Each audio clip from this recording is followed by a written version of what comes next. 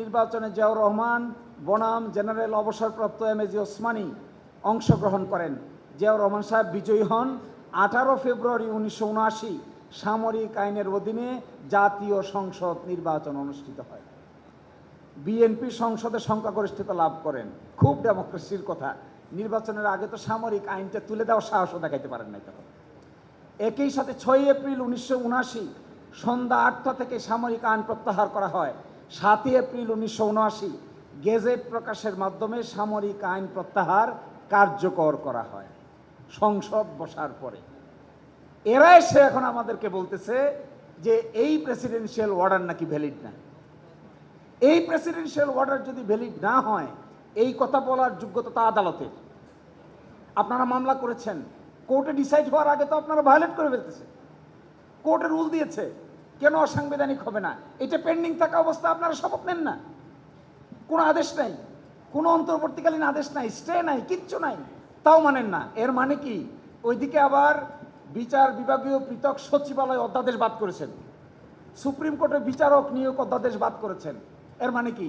সবগুলোকে আবার করায়ত্ত করতে চায়। এখন আমি আপনাদেরকে একটা ছোট্ট অনুরোধ জানাই। আমরা আজকে একটা নোটিশ পাঠাবো। We are preparing to send A notice to the government যে এই আদেশ আইন জীবিত থাকা অবস্থায় এই আইনের এটাতে করণীয় বলা আছে। এই করণীয় কাজ না করাটা কেন অবৈধ নয়? এই কারণে আমি নোটিশটা লিখে আসছি, আজকেই পাঠাবো অথবা কালকে ইনশাল্লাহ। আমরা তাদেরকে রিকোয়েস্ট করবো to comply with the order. This order is still valid, still operative, still the law of the land. Since this order is still the law of the land, you are duty bound to follow the law of the land, and you are required to perform under Article 102 of the Constitution to do what is required by law to do. This is what is required by law to do, so you are requested to comply with the provision of Section 8, Section 9, Section 10, Section 11. If you do not comply with the sections, ultimately you are violating the law of the land and taking the law in your hand, and that would be the ultimate. আমার ধারণা তারা কার পরামর্শে, এটা আমার স্পেকুলেশনের কথা বলে যাই।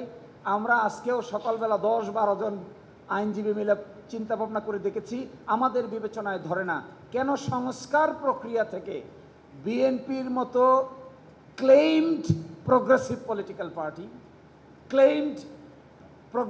Political party তারা সংস্কার মতো এজেন্ডাগুলো থেকে কি উদ্দেশ্যে দূরে সরে আসছে। আমি কয়েকটা অর্ডিন্যান্সের নাম বলি, শেষ করে দিচ্ছি।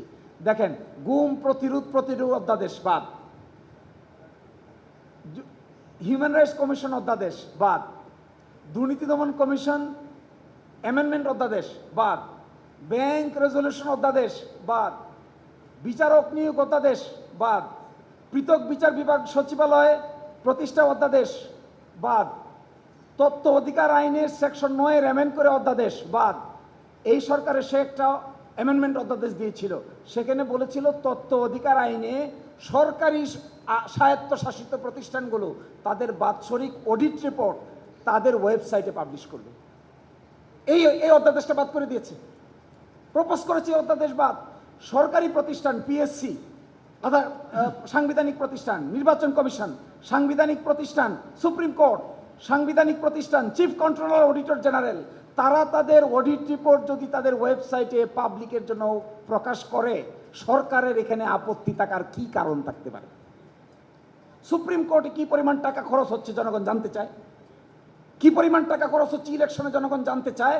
এই অধ্যাদেশটাকে গতকালকে এই যে রিপোর্ট, এই রিপোর্টে 133টা রিপোর্ট দিয়েছে, এই অধ্যাদেশকে তারা বলেছে অটোমেটিক ল্যাপস হয়ে যাবে। তো সবই অটোমেটিক ল্যাপস হয়ে যাবে, আর শুধু আপনারাই থাকবেন আর জনগণ বসে বসে দেখবে। আমার মনে হয় না এই দেশে এটা আর কোনোদিন হবে।